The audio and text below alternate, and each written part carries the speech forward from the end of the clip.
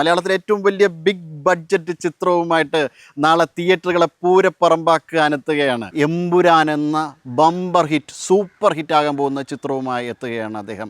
ഏറ്റവും നല്ല ഒരു ഹാർഡ് കോർ മോഹൻലാൽ ഫാൻ എന്ന നിലയിൽ അശ്വന്ത് ഗോഖിൻ്റെ അഭിപ്രായം എന്താണ്? ലാലൻ ജസ്റ്റ് ഒന്ന് നോക്കിയാൽ മതി, അല്ലെങ്കിൽ ഒന്ന് ജസ്റ്റ് ഒന്ന് മുണ്ടെടുത്ത് വന്നാൽ മതി, അല്ലെങ്കിൽ നടന്നാൽ മതി.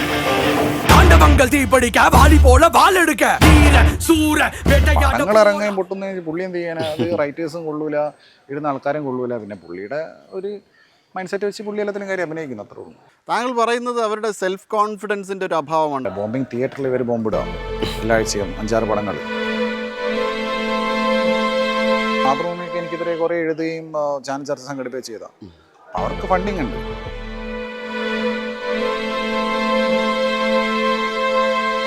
ശ്രീനിവാസന് ഇപ്പോൾ നമ്മൾ സംസാരിക്കാറുണ്ട്. പുള്ളി എനിക്ക് ഭയങ്കര ഇഷ്ടമാണ്, പേഴ്സണലി എനിക്ക് ഭയങ്കര ഇഷ്ടമാണ്. പുള്ളി അഭിനയിക്കുന്ന സിനിമകളിലും ബോംബാവുന്നതിന് പുള്ളിക്ക് പോലും ഒന്നും ചെയ്യാൻ പറ്റുന്നില്ല.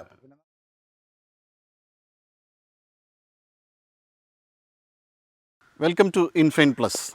നമുക്ക് യാദൃശ്യമായിട്ടൊരു വലിയ അതിഥിയെ നമ്മുടെ കൈ കെട്ടിയിരിക്കുകയാണ്. മലയാള സിനിമ എന്ന അതിൻ്റെ ഏറ്റവും വലിയ ബിഗ് ബഡ്ജറ്റ് ചിത്രം നാളെ പുറത്തിറങ്ങാൻ പോകുന്ന ഈ സമയത്ത് ഏറ്റവും ആപ്റ്റായിട്ടുള്ള അതിഥി അശ്വന്ത് ഗോഖ്. അശ്വന്ത് ഗോഖ്, ഞാൻ നേരിട്ട് വിഷയത്തിലേക്ക് കടക്കുകയാണ്. അദ്ദേഹത്തിൻ്റെ മുഖത്തെ പേശികളുടെ ചലനം നഷ്ടപ്പെട്ടു, അഭിനയശേഷി നഷ്ടപ്പെട്ടു, നഖങ്ങൾ പോലും അഭിനയിക്കുന്ന അദ്ദേഹത്തിൻ്റെ പ്രതിഭ അദ്ദേഹത്തിൽ നിന്ന് വിട്ടുപോയി എന്നൊക്കെ പറയുന്നിടത്ത് എമ്പുരാൻ എന്ന ബമ്പർ ഹിറ്റ്, സൂപ്പർ ഹിറ്റ് ആകാൻ പോകുന്ന ചിത്രവുമായി എത്തുകയാണ് അദ്ദേഹം. ഏറ്റവും നല്ല ഒരു ഹാർഡ് കോർ മോഹൻലാൽ ഫാൻ എന്ന നിലയിൽ അശ്വന്ത് ഗോഖിൻ്റെ അഭിപ്രായം എന്താണ്? തീർച്ചയായിട്ടും വലിയ സന്തോഷം. കാരണം അദ്ദേഹത്തിൻ്റെ പേശികൾ അഭിനയിക്കുന്നതിനുള്ളതൊക്കെ ഒരു ഫാക്ട് തന്നെയാണ്. പക്ഷേ ഇത് അങ്ങനെയുള്ള റോളല്ലല്ലോ. അദ്ദേഹത്തിന് ഫ്ലെക്സിബിളായിട്ട് ചെയ്യേണ്ട റോൾസ് ഉണ്ട്. അത് ചെയ്യുമ്പോഴാണ് അത് പ്രശ്നം വന്നുകൊണ്ടിരിക്കുന്നത്. ഇത് വളരെ മാസ് ഓറയുള്ള, കണ്ണുപോലും ബ്ലിങ്ക് ചെയ്യാത്ത തരത്തിലുള്ള അഭിനയമാണ്. അപ്പോൾ അതിൽ ലാലേട്ടൻ്റെ ഓറ, അദ്ദേഹത്തിൻ്റെ സ്ക്രീൻ പ്രസൻസ്, പിന്നെ ക്യാരക്ടറിൻ്റെ ഓറ, ഇതെല്ലാം വരുന്ന സമയത്ത് അത് വേറെ ലെവലായിരിക്കും. കാരണം ഒന്നാമത് മുരളി ഗോപിയുടെ റൈറ്റിങ്, പൃഥ്വിരാജ് സുകുമാരൻ, അപ്പോൾ അത് വരുന്ന സമയത്ത് ഇത് ഇങ്ങനത്തെ റോൾസ് ലാലേട്ടന് പ്രശ്നമില്ല. ഇത് ലാലേട്ടൻ ജസ്റ്റ് ഒന്ന് നോക്കിയാൽ മതി, അല്ലെങ്കിൽ ഒന്ന് ജസ്റ്റ് ഒന്ന് മുണ്ടെടുത്ത് വന്നാൽ മതി, അല്ലെങ്കിൽ ഒന്ന് നടന്നാൽ മതി. നമ്മൾ പറയുന്നത് പഴയ സാധനമില്ലേ, ലാലേട്ടൻ തലകുത്തി മറിഞ്ഞ് നമ്മളെ ഒറ്റയ്ക്ക് കെയർ ചെയ്യുന്ന പടം ഉണ്ടല്ലോ, സ്ക്രിപ്റ്റിൻ്റെ പോലും ബലമില്ലാതെ. അതിനെക്കുറിച്ചാണ് ആൾക്കാർ വിമർശിച്ചത്. പ്രൊഡ്യൂസേഴ്സ് അസോസിയേഷൻ അനുനയപ്പെട്ട് വന്നിരിക്കുകയാണ്. സുരേഷ് കുമാറൊക്കെ ഇതിന് അനുകൂലമായിട്ട് ഇപ്പം പറഞ്ഞിരിക്കുന്നു. എന്താണ് അഭിപ്രായം? അവർ വെറുതെ ബീറ്റിംഗ് അറൗണ്ട് ദ ബുഷ്, അവർ ഒരു അമ്മാവൻ കോംപ്ലക്സ് ആയിട്ട് വെറുതെ ഓരോ പ്രശ്നം ഉണ്ടാക്കി നടക്കില്ല. ഒന്നാമത് അവർക്ക് പണം കിട്ടുന്നില്ല. അവർ 8 കോടി 10 കോടി പരിപ്പ് കൂടെ പടം എടുത്തിട്ട് എങ്ങനെയെങ്കിലും പൈസ അടിക്കാൻ വേണ്ടി നടക്കുന്നത്. അപ്പോൾ അതിനുള്ള ഒരു ഓപ്പർച്യൂണിറ്റി അവർക്ക് കിട്ടുന്നില്ല. ഈ കോക്കസ് വലിയ പടങ്ങൾ ചെയ്യാൻ ആൾക്കാരുണ്ട് ഇവിടെ, പ്രൊഡ്യൂസേഴ്സ് ഉണ്ട്.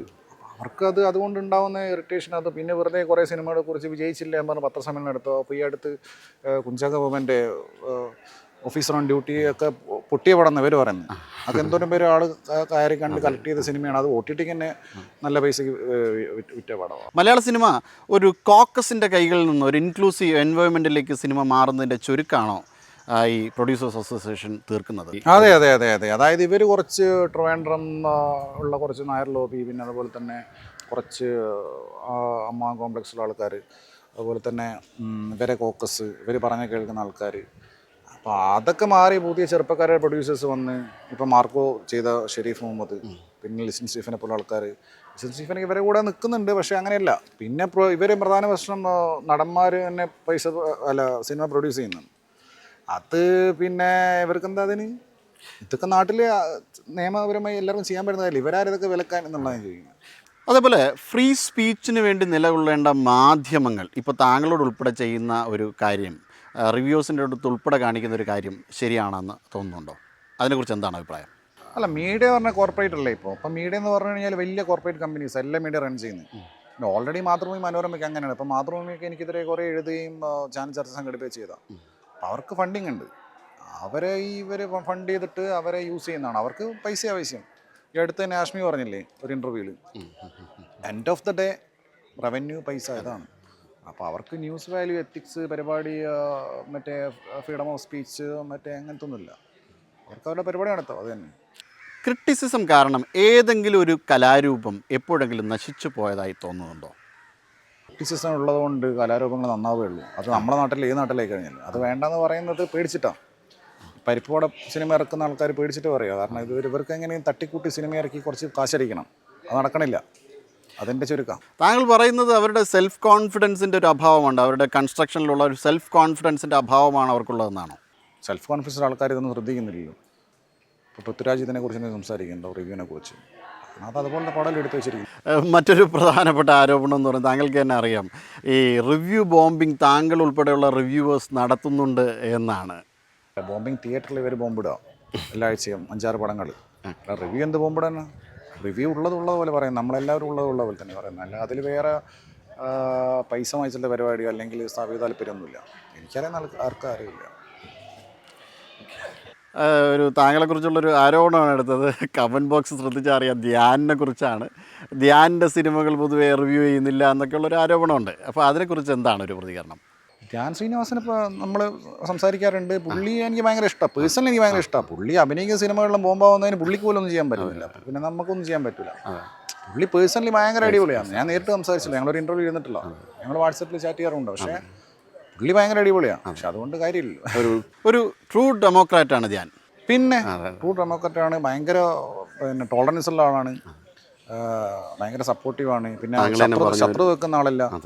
ഇപ്പം ഞാൻ ധ്യാൻ്റെ 100 പടങ്ങൾ ഞാൻ ബോംബാണെന്ന് പറഞ്ഞാലും ഞാൻ ഒന്നും പറയൂല. കാരണം പുള്ളിയൊക്കെ അങ്ങനത്തെ ഒരു മൈൻഡ് സെറ്റുള്ള, അങ്ങനത്തെ ജനറേഷനിലുള്ള അത്രയും ലെജൻഡിൻ്റെ മകനല്ലേ. അപ്പോൾ അതിൻ്റെ ക്വാളിറ്റി കാണിക്കാതിരിക്കും. താങ്കൾ തന്നെ ആ ഇൻ്റർവ്യൂവിൽ പറയുന്നത് പോലെ ധ്യാൻ അല്ലാതെ മറ്റൊരു മലയാളത്തിലെ മുൻനിര നായകനായിരുന്നുവെങ്കിൽ ഇവിടെ വന്ന് ഇരിക്കില്ലായിരുന്നു എന്ന്.